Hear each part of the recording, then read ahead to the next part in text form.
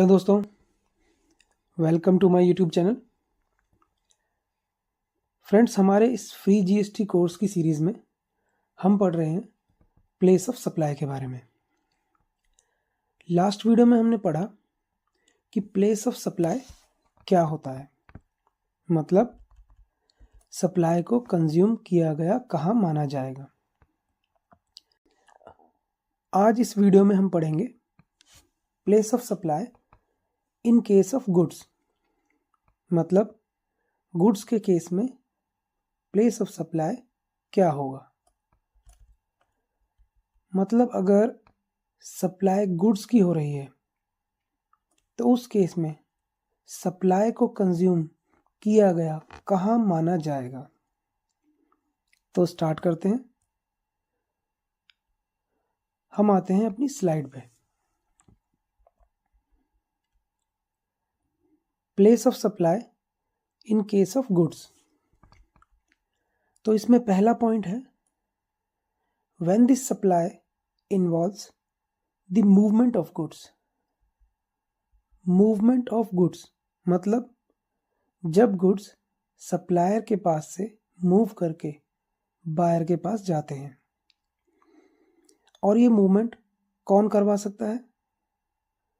या तो supplier arrangement करता है और गुड्स को बायर के पास भिजवाता है, या फिर रेसिपिएंट खुद अरेंजमेंट करता है और गुड्स को अपनी लोकेशन पर लाता है, या कोई थर्ड पर्सन जैसे कि कोई ट्रांसपोर्टर वगैरह।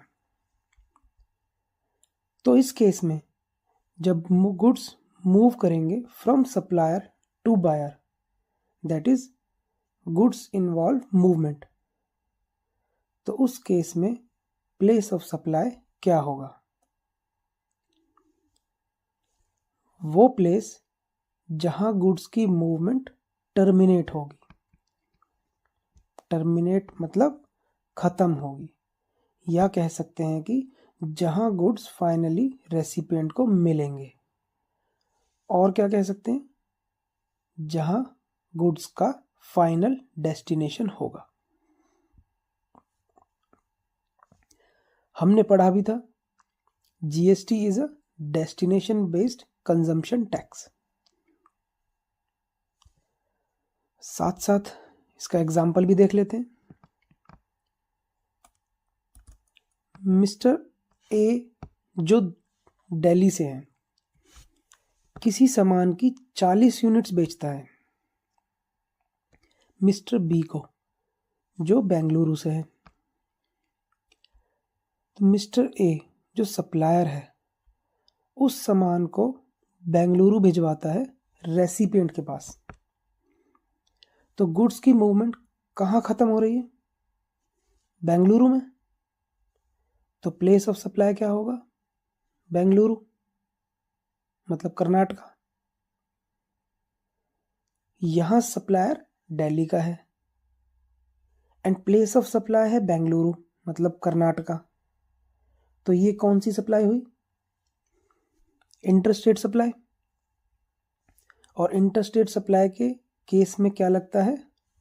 हमें पता है, आईजीएसटी। और इसी केस में अगर गुड्स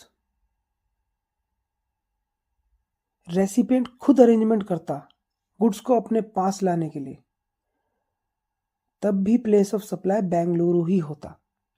मतलब अरेंजमेंट कोई भी करे, but there must be an arrangement for movement of goods. ऐसे केस में final destination of goods place of supply बन जाएगा।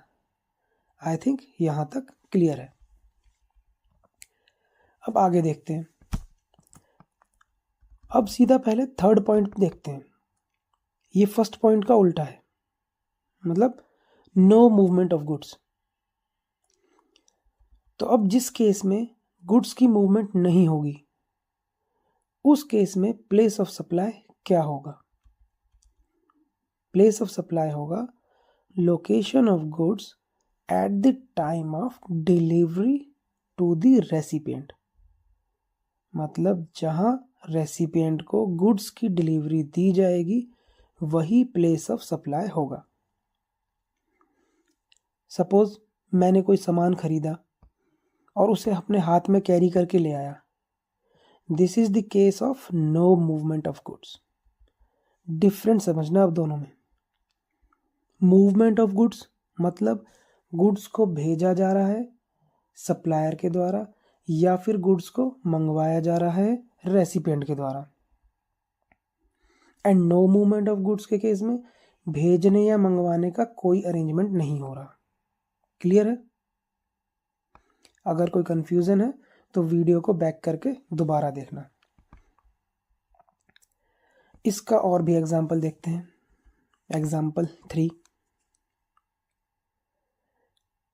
कोई कंपनी है तमिलनाडु में, ABC लिमिटेड। उसने कोई मशीन लीज पे दी मिस्टर पी को, जो राजस्थान में है। अब 2 साल बाद मिस्टर पी कहता है ABC लिमिटेड से कि वो मशीन उसे बेच दें, और ABC कंपनी इस बात पे एग्री कर देती है।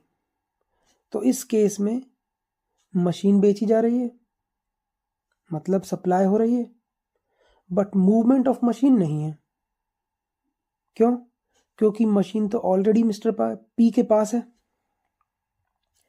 सो यहाँ प्लेस ऑफ सप्लाई होगा location of machine at the time of delivery to the recipient, जो कि है क्या? राजस्थान। मतलब जब उसकी डिलीवरी, मशीन की डिलीवरी दी जा रही है सप्लाई के टाइम पे टू द रेसिपिएंट, तो मशीन तो ऑलरेडी कहाँ पे है? राजस्थान में। तो राजस्थान ही प्लेस ऑफ सप्लाई बन जाएगा।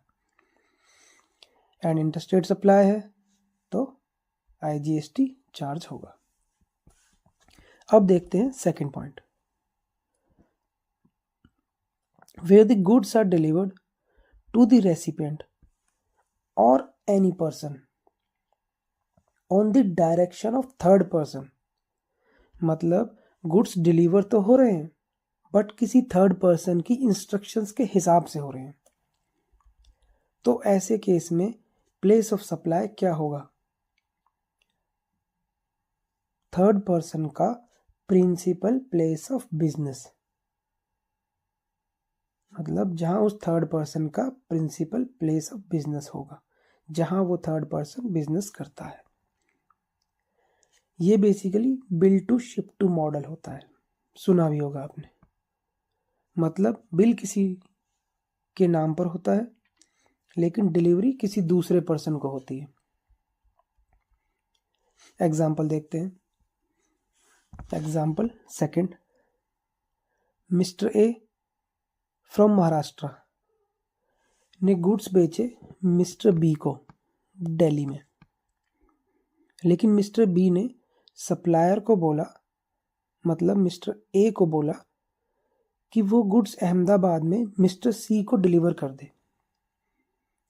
तो यहाँ बिलिंग हो रही है मिस्टर बी के नाम से दिल्ली में, बट गुड्स डिलीवर हो रहे हैं मिस्टर सी को अहमदाबाद में। तो as per rule place of supply क्या होगा? दिल्ली, थर्ड पर्सन का प्रिंसिपल प्लेस ऑफ बिजनेस, जो कि कहाँ पे है? दिल्ली में। एंड अकॉर्डिंगली इंटरस्टेट सप्लाई है तो IGST लग जाएगा। नेक्स्ट देखते हैं, वेयर गुड्स आर असेंबल्ड और इंस्टॉल्ड एट साइट। कुछ गुड्स ऐसे होते हैं जो बायर की साइट पे जाकर असेंबल या इंस्टॉल करने पड़ते हैं, जैसे कोई मशीन वगैरह। तो ऐसे केस में प्लेस ऑफ सप्लाई क्या होगा? जहां गुड्स को असेंबल या इंस्टॉल किया जाएगा। एग्जाम्पल देखते हैं इसका। मिस्टर ए ने मशीन परचेज की मिस्टर बी से, दोनों ही दिल्ली से हैं, बट मशीन इंस्टॉल होनी है फरीदाबाद में, हरियाणा। तो मशीन जहां इंस्टॉल हो रही है वही होगा place of supply, that is Haryana. अब आगे बढ़ते हैं। Where goods are supplied on board a conveyance, मतलब सप्लाई जब किसी वाहन पे की जाती है, जैसे एयरक्राफ्ट, ट्रेन या शिप। तो ऐसे केस में प्लेस ऑफ सप्लाई क्या होगा? Place where such goods are taken on board the conveyance, मतलब जहां से गुड्स जहाज या ट्रेन वगैरह में चढ़ाए जाते हैं, या जहां से गुड्स की जहाज या ट्रेन में एंट्री होती है, वो होगा प्लेस ऑफ सप्लाई। एग्जाम्पल देखते हैं। मिस्टर एक्स दिल्ली से गुड्स लेकर ट्रेन में चढ़ता है जो दिल्ली टू मुंबई जा रही है। वो रास्ते में से वडोदरा में कुछ गुड्स बेचता है इन द ट्रेन। अब प्लेस ऑफ सप्लाई क्या होगा? तो यहाँ गुड्स ट्रेन में कहाँ से चढ़े? दिल्ली से। तो जहां से गुड्स चढ़े वही प्लेस ऑफ सप्लाई होगा, मतलब दिल्ली। क्लियर है यहां तक सब? आगे देखते हैं। पॉइंट नंबर 6 एंड 7, इन दोनों पॉइंट्स में सप्लाई की जा रही है अनरजिस्टर्ड पर्सन को, मतलब वो पर्सन जो जीएसटी में रजिस्टर्ड नहीं है। ऐसे केस में अगर इनवॉइस के ऊपर अनरजिस्टर्ड पर्सन का एड्रेस है तो वो address he place of supply बन जाएगा, और अगर एड्रेस नहीं है तो location of supplier he place of supply बन जाएगा। आई थिंक क्लियर है। अब हम पढ़ते हैं place of supply in case of import and export of goods. Goods import के केस में प्लेस ऑफ सप्लाई क्या होगा? Location of importer. Mister Z जो चेन्नई से है, गुड्स इंपोर्ट करवाता है यूएसए से, तो यहां प्लेस ऑफ सप्लाई क्या होगा? Chennai, location of importer. Goods export के केस में प्लेस ऑफ सप्लाई क्या होगा? Location outside India.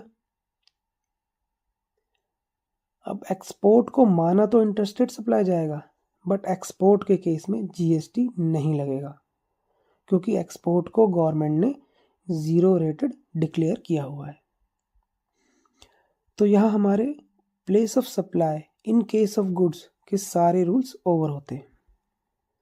Next video में हम पढ़ेंगे place of supply in case of services. तो दोस्तों, अगर आपको वीडियो पसंद आया है तो वीडियो को लाइक करें, कमेंट करें, अपने दोस्तों के साथ शेयर करें, और हाँ, चैनल को सब्सक्राइब करना ना भूलें। सो गाइज, मिलते हैं अपनी नेक्स्ट वीडियो में। Goodbye, take care.